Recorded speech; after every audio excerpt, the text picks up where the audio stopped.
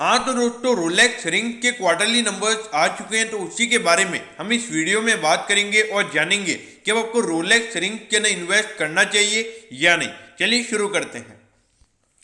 तो देखिए, यहाँ पर अगर जो कोविड की सेकंड वेव चल रही थी उसके बावजूद भी यहाँ पे जो कंपनी का रेवेन्यू है वो हमें 9% बढ़ता हुआ नजर आ रहा है, और जो टोटल रेवेन्यू यहाँ पे निकल कर आया है वो है 227 करोड़ का। यहाँ पे ऑल ओवर क्वार्टरली बेसिस का रेवेन्यू ग्रोथ अच्छा है, लेकिन जो प्रॉफिट का नंबर है वो हमें 21% गिर कर 30 करोड़ का यहाँ पे कंपनी का टोटल नेट प्रॉफिट इस क्वार्टर में निकल कर आया है। अब ऐसा क्यों हुआ है? तो देखिए, जो कंपनी के नॉर्मली जो एक्सपेंसिव है, जो रॉ मटेरियल का कॉस्ट है वो कंपनी का बड़ा है, उसकी वजह से हमें ये नंबर गिरता हुआ नजर आ रहा है।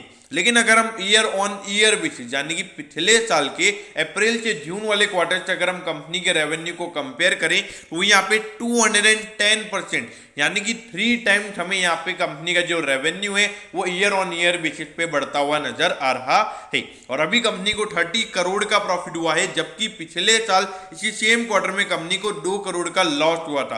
तो लॉस से प्रॉफिट में हमें company year on year basis पे जाती हुई नजर आ रही है। और मेन बात ये, जो कोविड के सेकंड वेव चल रही थी, अप्रैल और मई में हमने लॉकडाउन देखे, उसके बावजूद अगर ये कंपनी अभी प्रॉफिट रिपोर्ट कर रही है तो मेरे ख्याल से आने वाले टाइम पे यहाँ पे अच्छी रिकवरी रोलेक्स रिंग में हमें देखने को मिल सकती है। अब ये देखिए, 3138 करोड़ का इस कंपनी का मार्केट कैप है। आपको यहाँ पे प्राइस टू अर्निंग रेशियो नहीं दिखेगा, लेकिन जो भी कंपनी के नंबर्स आए हैं उसके जो कंपनी का प्राइस टू अर्निंग रेशियो आता है वो अराउंड 25 से 30 टाइम्स के लगभग निकल कर आता है। तो वैल्यूएशन इसका कंपनी का अच्छा है, क्योंकि जो कंपनी के फाइनेंशियल से पिछले कुछ सालों से इतना अच्छे नहीं थे, तो कंपनी ने ज्यादा ओवर वैल्यूएशन यहाँ पर अपने स्टॉक प्राइस पे नहीं रखा था। अब अगर हम प्राइस टू बुक रेशियो की बात करें तो वो यहाँ पे 8.96 टाइम्स है। तो ये इंडस्ट्री में ऑलमोस्ट सबका प्राइस टू बुक रेशियो इतना ही है, और अगर ये कंपनी लगातार अच्छा प्रॉफिट जनरेट करेगी तो कंपनी की बुक वैल्यू हमें और आने वाले टाइम पे बढ़ती हुई नजर आएगी।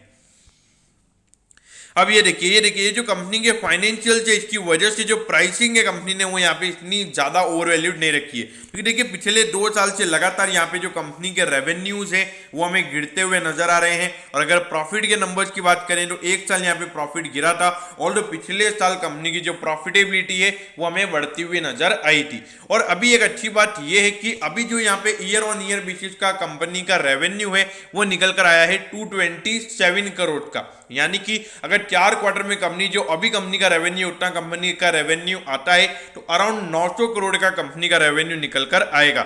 यानी कि जो कंपनी इस टाइम पे जो परफॉर्म कर रही थी वैसा परफॉर्मेंस वापिस हमें आता हुआ नजर आ रहा है। और अगर प्रॉफिट के नंबर की बात करें तो अभी कंपनी को 30 करोड़ का प्रॉफिट हुआ है। तो अगर कंपनी हर क्वार्टर में 30 करोड़ भी कमाती है तो 120 करोड़ का यहाँ पे पूरे साल का कंपनी का नेट प्रॉफिट निकल कर आ सकता है। और जबकि पिछले साल कंपनी को 86 करोड़ का प्रॉफिट हुआ है, यानी कि अराउंड 30% से भी ज्यादा का ग्रोथ हमें ईयर ऑन ईयर बेसिस पे कंपनी की प्रॉफिटेबिलिटी में देखने को मिल सकता है। अभी देखिए, कोविड की सेकंड वेव भी थी और कंपनी अगर क्वार्टर ऑन क्वार्टर बेसिस पे अगर ग्रोथ दिखाती है तो ये नंबर 150 करोड़ तक भी जा सकता है।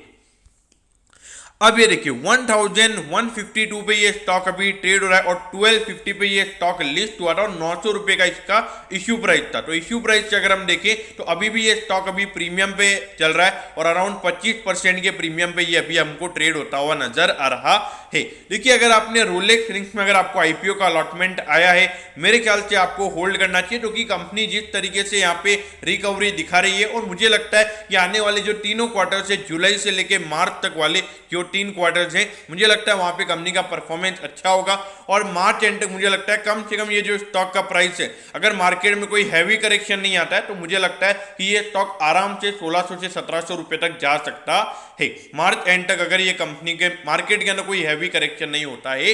तो अगर आपको आईपीओ का अलॉटमेंट मिला तो मेरे ख्याल से 1 साल अगर आप होल्ड कर सकते हो तो आप होल्ड कर सकते हो, कम से कम 1500 का मिनिमम टारगेट के हिसाब से। अब बात करते हैं जिन लोगों को आईपीओ का अलॉटमेंट नहीं मिला लेकिन इन्होंने यहाँ पे लिस्टिंग है, इन्होंने बाय किया, मेरे ख्याल से बने रहिए, कोई इश्यूज नहीं है, इसको होल्ड करके आप रख सकते हो। अगर एवरेजिंग करने का आपकी इच्छा है तो आप एवरेजिंग भी स्टॉक में कर सकते हो। अब अगर मैं थर्ड पॉइंट की अगर मैं बात करूं तो वो है कि जिन लोगों को यहाँ पे इन्वेस्ट करना है, देखिए अगर आपको इन्वेस्ट करना, आप इन्वेस्ट कर सकते हैं। फंडामेंटली यहाँ पे वैल्यूएशन भी, अब ये न्यूली लिस्टेड कंपनी है तो फंडामेंटली ओवर वैल्यूएशन भी यहाँ पे नजर नहीं आता है, तो मेरे ख्याल से डेफिनेटली यहाँ इन्वेस्ट किया जा सकता है। तो दोस्तों मैं होप करता हूँ कि रोलेक्स रिंग के क्वार्टरली नंबर्स के बारे में आपको सब कुछ पता चल गया होगा। अगर आपकी कोई भी क्वेरीज है तो आप कमेंट कीजिए, मैं जरूर आपके कमेंट पर रिप्लाई करूंगा। ओके दोस्तों, thank you, have a nice day.